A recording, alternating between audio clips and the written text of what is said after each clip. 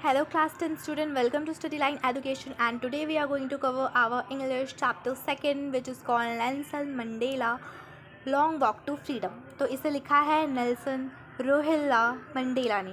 अब देखिए इस चैप्टर को पढ़ें उससे पहले हम बिफोर यू रीड देख लेते हैं कि अपार्थाइड एक पॉलिटिकल सिस्टम है जो कि पीपल को अकॉर्डिंग टू उनके colour, according to their race अलग करता है।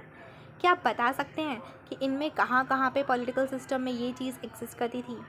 ठीक है, तो यूनाइटेड स्टेट ऑफ अमेरिका में ऑफ कोर्स वहाँ तो अभी भी चलता है। सेकंड साउथ अफ्रीका में येस, और ये जो स्टोरी है ये हमारे साउथ अफ्रीका की है जहाँ के पहले ब्लैक प्रेसिडेंट नेल्सन मंडेला जी थे। एंड उसके बाद ऑस्ट्रेलिया में, I don't know about Australia में है कि नहीं, तो आगे देखते हैं कि have you heard of Nelson Mandela. क्या आपने कभी भी नेल्सन मंडेला जी के बारे में सुना है? ऑफकोर्स सुना होगा। Mandela and his African national Congress spent a life time fighting in, ये मंडेला जी जो थे और उनके पूरे अफ्रीकन नेशनल कांग्रेस जो थी उन्होंने पूरे लाइफ टाइम फाइट की थी अपार्थाइड, यानी कि जो डिस्क्रिमिनेशन होता है on the basis of colour, उसके खिलाफ, रंग के आधार पर जो भेदभाव किया जाता है गोरे काले का, उसके खिलाफ उन्होंने पूरा जीवन संघर्ष किया। उन्होंने अपने 30 साल इस चीज़ के में लड़ते लड़ते बिता दिए जेल के अंदर। फाइनली डेमोक्रेटिक इलेक्शंस आखिरकार 1994 में जब हेल्ड किए गए तब मंडेला जी जो थे वो पहले black president of new nation बनाए गए। अब ये जो चैप्टर है ये उनकी ऑटोबायोग्राफी है, यानी कि जो आपने नेल्सन रोहिल्ला मंडेला देखा ना, ये नेल्सन मंडेला जी का ही पूरा नाम है और इन्होंने ही ये चैप्टर को, मतलब उन्होंने ही अपनी ऑटोबायोग्राफी लिखी थी जिससे ये चैप्टर लिया गया है, लॉन्ग वॉक टू फ्रीडम। इसमें मंडेला जी जो है ना एक हिस्टोरिक ओकेजन में स्पीच दे रहे होते हैं, द इनाग्रेशन की। तो क्या आप गेस कर सकते हैं कि वो ओकेजन क्या होगा? यस, अगर आपने गेस कर लिया तो बिल्कुल सही। ये ओकेजन उनके जब वो प्रेसिडेंट बनते हैं तो उसकी उस टाइम पे जो उनका इनाग्रेशन वगैरह होता है उसकी स्पीच हो रही होती है। तो चलिए स्टार्ट करते हैं। Mandela become south Africa's first black president. Nelson Mandela जो थे वो साउथ अफ्रीका के फर्स्ट ब्लैक प्रेसिडेंट थे जब 3 सेंचुरीज़ के बाद, मतलब इतने 3 सेंचुरीज से वहाँ पे वाइट रूल्स करते थे, गोरे लोग वहाँ पे रूल करते थे। लेकिन फाइनली 1994 के अंदर जब इलेक्शंस होते हैं तो 3 सेंचुरीज़ के बाद 400 सीट्स में से 252 सीट्स को जीतकर नेल्सन मंडेला जी जो हैं वो अब यहाँ पे प्रेसिडेंट बन जाते हैं और democratic election of south Africa, जो फर्स्ट डेमोक्रेटिक इलेक्शन होता है, उसको जीत जाते हैं। इनाग्रेशन सेरेमनी जो होती है ना वो union building amphi theatre in Pretoria में होती है जो कि साउथ अफ्रीका के अंदर है। एंड इसमें सभी पॉलिटिशियन, डिग्निटरीज, जो बड़े बड़े महान लोग होते हैं वो सारे 140 कंट्रीज से और जो जो अलग अलग पोस्ट पे होते हैं वो सब आते हैं। Never never again will this beautiful land experience the operation of one by another said Nelson Mandela in his address. तो अब जो वहाँ पे खड़े होकर प्रेसिडेंट बन गए हैं तो वो जो स्पीच दे रहे हैं ना, जो एड्रेस कर रहे हैं पूरी की पूरी वहाँ पे जो लोग आए हुए हैं उनको, तो वो कहते हैं कि अब कभी भी ऐसा नहीं होगा कि इस ब्यूटीफुल लैंड साउथ अफ्रीका पे दोबारा से ऑपरेशन यानी कि अत्याचार होगा किसी एक दूसरे पर। Jubilant scenes on the streets of Pretoria followed the ceremony with black, white and colored celebrating together। अब यहाँ पे जो है एक, मतलब जुबिलेंट मतलब होता है कि बहुत ही ज़्यादा शानदार, मतलब खुशी का जो है सीन यहाँ पे सेलिब्रेट किया जा रहा है प्रिटोरिया की स्ट्रीट्स में, जहाँ पे ब्लैक, वाइट और कलर्ड सब साथ में मिलकर कर रहे हैं। अब यहाँ पे कोई भी रेसिज्म नहीं रहा है। More than 1 lakh south African man, women जो हैं एंड चिल्ड्रन, वो सभी एक साथ मिलकर गा रहे हैं, डांस कर रहे हैं बहुत ही उत्साह के साथ और खुशी के साथ। ठीक है, तो ये उनकी स्पीच थी जो वो एड्रेस कर रहे थे। अब आगे देखते हैं हम उनकी स्पीच में क्या होता है। 10th May dawn bright and clear। Sorry एक सेकेंड, सॉरी वो थोड़ा सा हट गया था, अब दोबारा से स्टार्ट करते हैं। 10th May dawned bright and clear. For the past few days, I had been pleasantly beside by dignitaries and world leaders who were coming to pay their respect before the inauguration. The inauguration would be the largest gathering ever of international leaders on South African soil. तो वो कहते हैं कि 10 मई की क्या कहते हैं, दिन का टाइम था, एकदम सुबह का, मतलब जो है ब्राइट और क्लियर टाइम था। पास्ट फ्यू डेज़, पिछले कुछ दिनों से मैं बहुत ही ज़्यादा खुश था, अभिभूत था। क्यों? क्योंकि बहुत सारे डिग्नेटरीज़, मतलब अलग अलग पोस्ट के प्राइम मिनिस्टर, प्रेसिडेंट, अलग अलग कंट्रीज़ से, वर्ल्ड के लीडर्स डिफरेंट, वो मुझे रिस्पेक्ट शो करने आ रहे थे इनाग्रेशन में। इनाग्रेशन जो ये था ये सबसे बड़ा अब तक का अफ्रीकन सॉइल के अंदर अब तक का सबसे बड़ा जो था क्या कहते हैं इनाग्रेशन हो रहा था, जहाँ पे इतने सारे लोग एकत्रित हो रहे थे। सेरेमनीज़ जो थी ना वो एक लवली सैंडस्टोन एम्फी थिएटर के यूनियन बिल्डिंग प्रिटोरिया में हो रही थी। For decades this had been the seat of white. कई शताब्दियों से, मैंने बताया था ना 3 सेंचुरीज से यहाँ पे वाइट सुप्रीमेसी थी, वाइटों का रूल था। एंड नाउ अब यहाँ पे एक रेनबो की तरह, अब ये एक रेनबो की जैसा बन चुका है। रेनबो जैसा क्यों? क्योंकि यहाँ पे डिफरेंट कलर के लोग, डिफरेंट रेस के लोग एक साथ में आकर एक नेशन में फॉर द साउथ अफ्रीका के पहले डेमोक्रेटिक नॉन रेशियल गवर्नमेंट के लिए साथ आते हैं। On that lovely autumn day, और उस लवली ऑटम डे के अंदर, मतलब पतझड़ का मौसम होता है, पतझड़ वाले दिन होते हैं, तो बहुत ही प्यारा सा दिन होता है। वो अपनी बेटी ज़ेनानी के साथ वहाँ पे उनके साथ रहती हैं।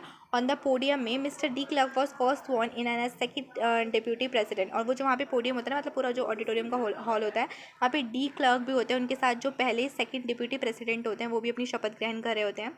Then Thabo Mbeki was sworn. अब उसके बाद थाबू म्बेकी जो है वो फर्स्ट डिप्यूटी प्रेसिडेंट बनते हैं। फिर मेरी टर्न होती है, वो कहते हैं, मतलब जो नेल्सन मंडेला जी लिख रहे हैं तो वो बता रहे हैं कि अब उनकी टर्न है थाबू म्बेकी के बाद, जिसने फर्स्ट डिप्यूटी प्रेसिडेंट के स्वॉर्न ले लिया। Now I pledge to obey and uphold the constitution. अब वो जो नेल्सन मंडेला जी हैं वो कहते हैं कि मैं प्लेस लेता हूँ कि मैं हमेशा ही कॉन्स्टिट्यूशन के जो भी आदर्श हैं उसके आदर करूँगा और अपने आप को पूरी तरह से अपने देश, अपने राष्ट्र के हित के लिए समर्पित कर दूँगा। टू द असेंबल्ड गेस्ट, जितने भी गेस्ट एकत्रित हुए हैं और जो भी वर्ल्ड मुझे देख रहा है, मैं उनसे कहता हूँ, वो कहते हैं कि I said today all of us do by our presence here. आज हमने कर दिखाया, हम सब यहाँ मौजूद हैं। Confer glory and hope to new born liberty. एक नई आज़ादी का जो है ना हम सेलिब्रेशन कर रहे हैं, एक नई आज़ादी का हम स्वागत कर रहे हैं। Out of the experience of an extraordinary human disaster that lasted too long. इतने सारे एक्सपीरियंसेस, इतने ख़राब अत्याचार भरे एक्सपीरियंसेस के बाद अब फाइनली जो है हम सब क्या कर रहे हैं, हम सब सेलिब्रेशन करें एक नए ग्लोरीफुल लिबर्टी का, आज़ादी का, जो कि एक ह्यूमन और जो कि बहुत ही अच्छा है, और और कौन सा एक्सपीरियंसेस से, बहुत ही एक्स्ट्रा ऑर्डनरी ह्यूमन डिजास्टर वाले एक्सपीरियंसेस से, जो कलर के बेसिस पे इतना ज़्यादा वायलेंस वगैरह हुआ था। Must be born a society of which all humanity will be proud. और अब हम एक ऐसी सोसाइटी में है जहाँ पे जन्म लेना सभी को एक बहुत ही प्राउड के रूप में लगेगा, बहुत ही गौरवान्वित लगेगा। We who are outlaws not so long ago have today been given the rare privilege to be host to the nation of the world on our own soil। तो हम जो हैं, हम सबको अभी बहुत ज़्यादा टाइम नहीं हुआ है जब तक हमारे पास कोई लॉ वगैरह नहीं था, लेकिन अब हमारे पास है। लेकिन अब हमें एक स्पेशल प्रिविलेज मिली है, एक ऐसी प्रिविलेज मिली है कि हम इतने सारे देशों को एक साथ अपनी ही सॉइल पर होस्ट कर रहे हैं। We thank all of our distinguished international guest. मैं अपने सभी जितने भी इंटरनेशनल गेस्ट हैं उन सबको थैंक यू करना चाहता हूँ कि वो यहाँ पर आएँ और हमारी कंट्री के साथ एकत्रित हुए हैं, खड़े हुए हैं और हमारी विक्ट्री को सेलिब्रेट कर रहे हैं for justice, for piece, for human dignity. हम मतलब जो हमने ये लड़ाई लड़ी थी और जिसे हम जीत चुके हैं, जिसमें हमें न्याय, शांति और मानव का सम्मान आदि मिला है, तो इसको सेलिब्रेट करने के लिए जितने भी डिग्नेटरीज हमारे साथ यहाँ पे जुड़े हैं उन सबको मैं थैंक यू करना चाहता हूँ, ऐसा नेल्सन मंडेला जी कहते हैं। We have at last achieve our political emancipation. तो पॉलिटिकल इमेंसिपेशन का मतलब होता है कि राजनीतिक जो अधिकार हमें मिल गए हैं, सम्मान मिल गया है, तो वो यहाँ पे यही कह रहे हैं कि हम सब ने अपने राजनीतिक अधिकार, राजनीतिक सम्मान को जो है अचीव कर लिया है। अब हम सब शपथ लेते हैं कि to liberate all our people from the continuing, कि जो जितने भी हमारे जो सारे लोग हैं देश के, वो जो भी क्या कहते हैं बेड़ियों में बंधे हुए हैं, गरीबी की बेड़ियों में, डेप्रिवेशन की बेड़ियों में, मतलब उनके पास कुछ है नहीं, सफरिंग्स, इतने सारे टॉर्चर, इतने सारे प्रॉब्लम्स के अंदर जो बेड़ियों में बंधे हैं, जेंडर और अदर डिस्क्रिमिनेशन है, उन सबको भी, जिस तरह से हमने रेशियल डिस्क्रिमिनेशन ख़त्म किया, उन सारी चीज़ों को हम ख़त्म करेंगे, इन सब चीज़ों से अपनी कंट्री को लिबरेट करवाएंगे। हम सब ये शपथ लेते हैं और never never and never again जो है किसी के साथ भी इस ब्यूटीफुल लैंड पे जो है ऑपरेशन होगा one by another, and the sun shall never set on so glorious a human achievement. Let freedom reign, God bless Africa. और अफ्रीका की सुंदर धरती पे जहाँ पे ह्यूमन ने इतनी अच्छी अचीवमेंट को ग्रास्प किया है, वहाँ पे कभी सनसेट नहीं होगा, मतलब अब यहाँ पे कुछ भी बुरा नहीं होगा। और अब चलो, अब फ्रीडम को, हम आज़ादी को शासन करने देते हैं। और लास्ट में वो कहते हैं God bless Africa. Up a few moments later, we all lifted our eyes in awe as a specular array of South African jet, helicopter, and troop carrier reared in perfect formation over the Union Building. It was not only a display of pinpoint precision and military force, but a demonstration of the military loyalty to democracy, to a new government that had been freely and fairly elected. अब क्या होता है कि कुछ moments बाद सभी अपनी आंखें जो है आसमान की तरफ जो है साउथ अफ्रीकन जेट्स की तरफ डाल देते हैं, जहाँ पे हेलीकॉप्टर ट्रूप वगैरह जैसे जाते हैं, जब वो नहीं होता क्या कहते हैं, हमारा परेड वगैरह होती है तो कितने सारे हेलीकॉप्टर वगैरह उड़ के जाते हैं, तो यहाँ पे भी सेलिब्रेशन हो रहा है, तो हेलीकॉप्टर्स वगैरह ऊपर आसमान में लहरा रहे होते हैं, ट्रूप्स वगैरह, उसमें आर्मीज़ वगैरह होती है परफेक्ट फॉर्मेशन में यूनियन बिल्डिंग्स बना के ऊपर। एंड सिर्फ डिस्प्ले ऑफ पिन पॉइंट, मतलब एकदम मिलिट्रिकल फोर्स या पावर ही नहीं दिखाई जाती है, बल्कि वहाँ पे मिलिट्री की लॉयल्टी कितनी है डेमोक्रेसी के प्रति, वो भी दिखाया जाता है। और दिखाया जाता है कि किस तरह से मिलिट्री जो है वो नई गवर्नमेंट के प्रति फ्रीली और फेयरली इलेक्टेड की गई है। और कुछ मोमेंट्स बिफोर ही highest general of South African Defence Force and police their chest bedecked with ribbons and medals from day gone by saluted me। और फिर जो है सारे लोग आके उनको वो कह रहे हैं कि सल्यूट करते हैं मुझे। And the fact that not so many year before they would not have saluted and arrested me. तो वो कहते हैं कि अभी कुछ ज़्यादा साल नहीं हुए थे जब उन्होंने मुझे क्या कहते हैं सल्यूट भी नहीं किया था और अरेस्ट कर लिया था, लेकिन अब वही सब आकर मुझे क्या कहते हैं सम्मान दे रहे हैं, मुझे सल्यूट कर रहे हैं। Finally a chevron of Impala jets left a smoke trail of the black. और उसके बाद एक शेवरॉन जो वो बताते हैं कि एक शेवरॉन जेट होती है इम्फाला की, वो स्मोक फैलाती हुई जो है black red green blue colour के gold of the new South African flag के रूप में उसको बिखरा देती है आसमान में। And the day was symbolise for me by the playing of our 2 national anthem. और वो दिन जो है सिम्बलाइज किया जाता है 2 नेशनल एंथम को साथ में गा के। अब आप सोच रहे हो कि 2 नेशनल एंथम, आपको पता है ना वहाँ पे 2 रेशियल के लोग थे, एक ब्लैक्स और वाइट, तो वहाँ पे नेशनल एंथम भी लगे हुए थे, लेकिन उस दिन उन सब लोगों ने दोनों नेशनल एंथम को साथ में गाया था। And the vision of white singing Nkosi Sikelel i Afrika and black sing कर रहे थे Die Stem the old anthem of the republic. Although the day neither group knew the lyric of the anthem they once despise. भले ही उस दिन किसी को पता ना हो एक दूसरे के क्या कहते हैं एंथम के बारे में, बट उन्होंने बोला नेल्सन मंडेला जी कि हम सब ये बहुत जल्दी ही सीख जाएंगे और अपने दिल से। On the day of inauguration, अब क्या होता है इनाग्रेशन के डे पे वो I was overwhelmed with a sense of history. वो हिस्टोरी के इतिहास के पूरे मतलब यादों वगैरह से अभिभूत हो जाते हैं।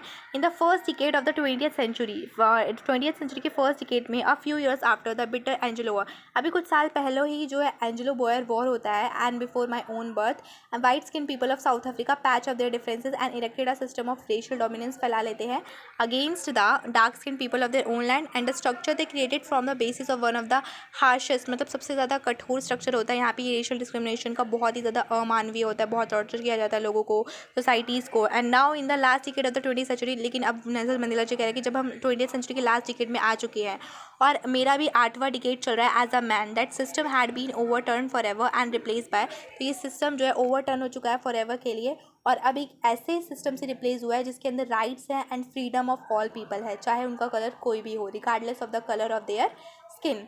That day had come about through the unimaginable sacrifice. तो नेल्सन मंडेला जी अब लिखते हैं कि वो जो डे है ना वो ऐसे ही नहीं आया, उसमें कितने सारे अनइमेजिनेबल, जिसे हम इमेजिन भी नहीं कर सकते, वैसे वैसे सेक्रीफाइसेस, वैसे वैसे त्याग से थाउजेंड ऑफ माई पीपल तब मिला है। People who suffering and courage can never be counted. वैसे वैसे लोगों ने सफरिंग दी है जिनकी बहादुरी और जिनके टॉर्चर को कभी भी गिना नहीं जा सकता कि उन्होंने कितना दर्द सहा, कितना त्याग किया। और वो कहते हैं कि मैं इस दिन ऐसा फील करता हूँ कि I was simply the sum of all those African, कि मैं उन सारे अफ्रीकन पैट्रियट देशभक्तों का सम अप हूँ जो मुझसे पहले थे और जिन्होंने देश की लड़ाई लड़ी। तो मतलब मैं यहाँ पे खड़ा हूँ ब्लैक प्रेसिडेंट बन के, मतलब वो कह रहे हैं कि ये सिर्फ मैं अकेले का नहीं कर लिया बल्कि उन सबके सेक्रीफाइसेस मेरे साथ है, मैं उन सब के सेक्रीफाइसेस से मिलकर यहाँ पे बना हूँ। And that long and noble line ended and now began again with me. और अब ये जो लॉन्ग और नॉबल लाइन होती है वो एंडेड हो जाती है एक again with me. So I was pained at that I was not able to thank them. लेकिन वो कहते हैं कि मुझे थोड़ा बुरा लग रहा है कि मैं उन सारे लोगों को शुक्रिया नहीं कह सकता क्योंकि अब वो सब तो क्या कहते हैं शहीद हो चुके हैं।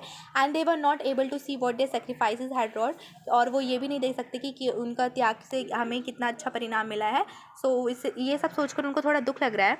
अब वो कहते हैं कि द पॉलिसी ऑफ अपार्थाइड, ये जो रंग भेद की पॉलिसी थी ना, इसकी वजह से एक डीप और लास्टिंग वूंड घाव मेरी कंट्री को और मेरे लोगों को मिला। All of us will spend many years, इसमें हमने कई साल बिताए। जनरेशन्स जो कि जनरेशन जो कि रिकवर, ये पता नहीं क्या हो जाता है बार बार। तो वो कहते हैं कि जनरेशन ऑफ जनरेशन भी ना इससे क्या कहते हैं रिकवर नहीं हो पाएगी इस प्रोफाउंड हर्ट से, इस बहुत गहरे घाव से। But decade of operation brutality, क्या कहते हैं क्रूरता के बाद, अनइंटेंडेड इफेक्ट के बाद, and that was it that produce the Oliver Tambos, the Walter Sisulus, the Chief Luthulis, the Yusuf Dadoos, the Bram Fischer, the Robert Sobukwes of our time. पर वो कह रहे हैं कि इन सब चीज़ों के बाद इन सब चीज़ों में ही तो हमें हमारे ये ग्रेट लीडर्स मिले जिन्होंने इनको नाम बताया। Man of such extraordinary courage, जिनके पास एक्स्ट्रा ऑर्डनरी क्या कहते हैं साहस, बुद्धिमानी, जनरॉसिटी, दयालुता, and their like may never be known again. ऐसे ऐसे लीडर्स हुए जो कि शायद अब कभी दोबारा ना हो। Perhaps it requires such depth of operation, शायद ये सब तभी निखर के आते हैं जब बहुत ज़्यादा ऑपरेशन अत्याचार होता है।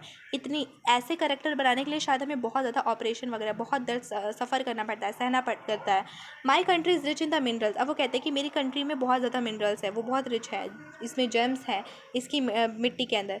बट मुझे हमेशा पता है कि सबसे बड़ी जो वेल्थ होती है किसी भी कंट्री की वो उसके लोग होते हैं, और हमारी कंट्री के भी जो pure diamond, purest diamond, truer, जो कि फाइनर और ट्रूअर हैं देन द प्योरेस्ट डायमंड्स, वो हमारे लीडर्स थे, ग्रेट लीडर जिनके अभी उन्होंने नाम बताए थे। So it is from these comrade, इन्हीं कॉमरेड्स, इन्हीं सारे लीडर्स की वजह से स्ट्रगल में मैंने साहस का मतलब सीखा, इन सब से मैंने साहस का मतलब सीखा। Time and again I have seen man and women risk, मैंने कई बार लोगों, आदमी और औरतों को अपने लाइफ को रिस्क करते हुए देखा। मैंने लोगों को देखा अटैक और टॉर्चर को सहते हुए, बिना टूटे हुए, और एक स्ट्रेंथ दिखाते हुए, एक विश्वास दिखाते हुए जो कि उनकी इमेजिनेशन से मिल रही थी। I learn that courage was not the absence of fear, मैं उन सब से सीख रहा था कि ये जो साहस उन सब के अंदर है वो इसलिए नहीं है कि उनके अंदर कोई डर नहीं है, बट उनकी उस डर पे जीत है।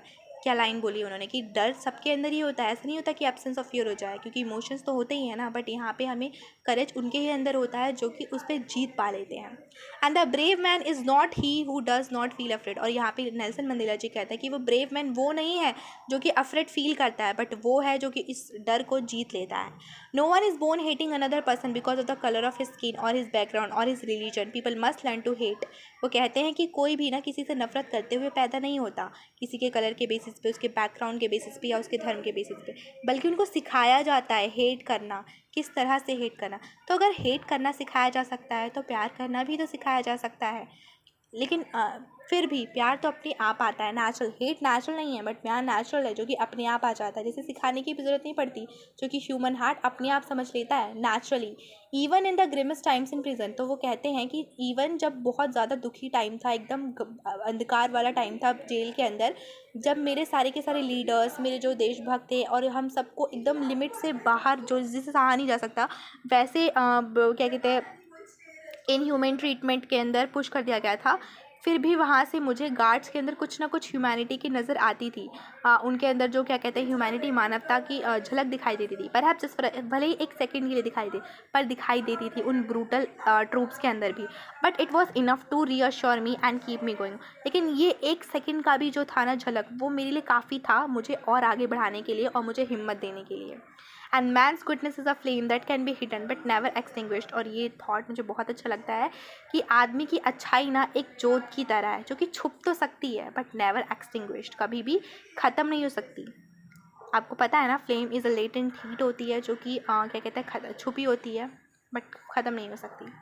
तो in life every man has is twin obligation. तो वो कहते हैं कि एक लाइफ में हर इंसान के जो होते हैं ना दो ऑब्लिगेशंस होते हैं, एक उसकी फैमिली के प्रति और उसके पेरेंट्स के प्रति, उसके वाइफ के प्रति, उसके बच्चों के प्रति, और एक ऑब्लिगेशन होती है उसकी लोगों के प्रति, कम्युनिटी के प्रति, उसकी कंट्री के प्रति।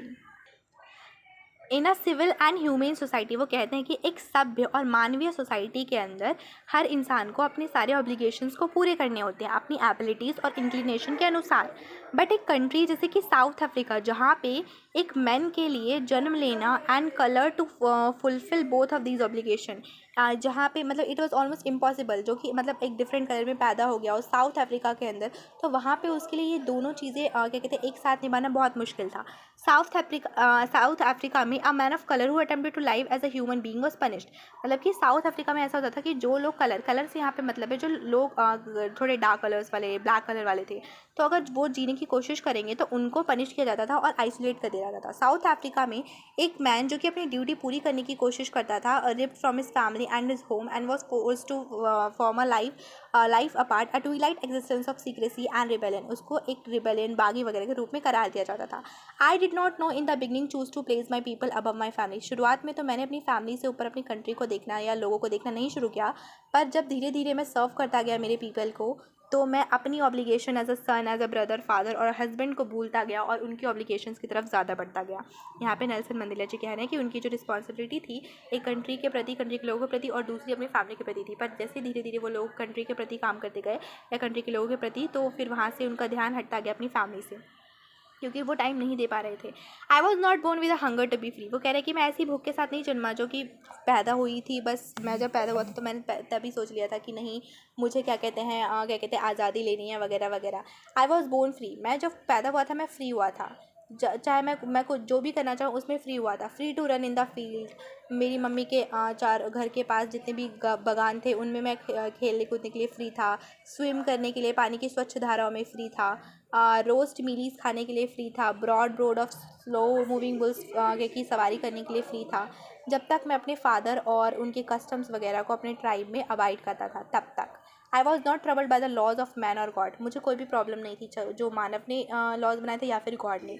It was only when I begin to learn, लेकिन ये तब हुआ जब मैं अपने boyhood freedom was an illusion, जब मैंने सीखना शुरू किया, जब मुझे पता चला कि young man that my freedom had already been taken from me, कि मुझे पता चला कि जब मेरी फ्रीडम पहले ही ली जा चुकी है, that I began to hunger for it, और मुझे क्या कहते हैं इसे मांगना पड़ेगा, तो इसके लिए मैं दोबारा से भूखा हो गया। ठीक है, तब मुझे मेरी भूख स्टार्ट हुई यहाँ से आज़ादी के लिए, जब मुझे पता चला कि फ्रीडम इल्यूजन है हमारे लिए, हमसे छिन चुकी है। At first as a student I wanted freedom, जब मैं स्टूडेंट था तो मैं सिर्फ फ्रीडम चाहता था अपने लिए। ट्रांजिटरी फ्रीडम, जो कि क्या कहते हैं able to stay out at night reading what I please, कि मतलब मैं कहीं भी बाहर रह सकूँ, कुछ भी अपने मन का कर सकूँ। लेकिन जब मैं यंग मैन इन जोनासबर्ग में गया तो वहाँ पे मैंने सीखा honourable freedom of achieving my potential, की अपनी पोटेंशियल से सब कुछ अचीव करना है, अपनी अर्निंग्स को कीप रखना है, मैरिंग करना है, एक फैमिली रखनी है। The freedom not to be, अब जो एक फ्रीडम और इस चीज़ में जो एक फ्रीडम है वो लाइफ को ऑब्स्ट्रक्ट नहीं करनी चाहिए, रोकनी नहीं चाहिए। बट फिर धीरे धीरे मैंने सीखना स्टार्ट किया कि आई वॉज नॉट फ्री, इन सब चीज़ों में भी मैं फ्री नहीं हूँ। But my brother and sister, मतलब वो कह रहे हैं कि that not only was I not free, but वो कहने लगे कि मैंने यहाँ पे देखा जब मैं थोड़ा और बड़ा हुआ कि मैं ही सिर्फ फ्री नहीं हूँ, मतलब मैं ही सिर्फ ऐसा नहीं हूँ कि जो सोच रहा है कि मैं फ्री नहीं हूँ, बल्कि मेरे ब्रदर और सिस्टर्स भी फ्री नहीं है। I saw that it was not just my freedom, वो कहते हैं कि मैंने देखा कि ये सिर्फ फ्रीडम नहीं है दैट वॉज कर्टेल, जो कि ले ली गई है, but freedom of every one, जो कि मेरे जैसे दिख रहा है, वो उसकी ले ली गई है freedom. That is when I join the African national Congress, इसीलिए जब मैंने अफ्रीकन नेशनल कांग्रेस को ज्वाइन किया, and that is when the hunger for my own freedom, और जब मेरी भूख अपनी फ्रीडम के लिए वो बन गई बड़ी भूख, सभी के फ्रीडम के लिए, सारे पीपल के लिए, मेरी कंट्री के, तो it was this desire for the freedom of my people. तो ये डिज़ायर था, ये बर्निंग डिज़ायर, इच्छा थी मेरे अंदर कि मैं अपनी कंट्री के लिए जीऊँगा और उनके सम्मान और सेल्फ रिस्पेक्ट के लिए जीऊँगा, जो कि मैंने अपनी लाइफ के लिए एनिमेट किया था, मतलब इमेजिन किया था। दैट ट्रांसफॉर्म्ड अ फ्राइटेंड, और इस चीज़ ने ट्रांसफॉर्म कर दिया था एक यंग मैन को, एक बोल्ड वन, एक मैच्योर वन में, लॉ अबाइडिंग अटॉर्नी को एक क्रिमिनल बनने पे मजबूर किया, एक फैमिली लविंग हस्बैंड को एक मैन विदाउट अ होम बनने पे मजबूर किया, एक वर्चुअस क्या कहते हैं, और उसको एक मॉन्क का जीवन जीने पे मजबूर किया। तो यहाँ पे अब नेल्सन मंडेला जी कहते हैं कि I am no more virtuous और self sacrificing than the next man, but I found that I could not even enjoy the poor and limited freedom I was even allowed when I knew my people were not free। तो वो कह रहे हैं कि freedom indivisible है, freedom indivisible है, इसका मतलब है जिसे कोई नहीं डिवाइड कर सकता, कोई नहीं छीन सकता। The chains on any one of my people were the chains on all of them. तो वो कहते हैं कि फ्रीडम, और फ्रीडम जो है सिर्फ एक के मिलने से नहीं हो जाती, बल्कि जब तक सबको फ्रीडम ना मिले, जब तक सबकी चेन्स खुल ना जाए, तब तक अगर एक के भी पैरों में चेन लगी हुई है, मतलब कि उनसे उनको आज़ादी छीन ली गई है, तब तक सबकी आज़ादी छीनी हुई है, किसी को भी आज़ादी नहीं मिली है। वो इनका यहाँ पे ये कहना है कि एक के पैर पे चेन है, तो इसका मतलब सभी पीपल्स पे मेरी कंट्री के चेन है। I knew that the oppressor must be liberated just as surely as the oppressed. मैं जानता हूँ कि ऑपरेसर जो है वो लिबरेट है just surely as the oppressed. A man who takes away another man's freedom is a prisoner of hatred. तो वो कहते हैं कि वो मानव जो कि किसी दूसरे मानव की फ्रीडम को छीन लेता है, वो प्रिजनर होता है, एक कैदी होता है किसकी नफ़रत का। He is locked behind a बास, वो जो है प्री जुडिश और नैरो माइंडनेस, मतलब कि एक बहुत ही छोटी सोच के जो है प्रिजन में दबा हुआ होता है। आई am not truly free if I am taking away someone else freedom. और वो कहते हैं कि मैं या फिर कोई भी फ्री कभी नहीं हो सकता अगर वो किसी और की फ्रीडम ले ले। Just as surely as I am not free when my freedom is taken from me.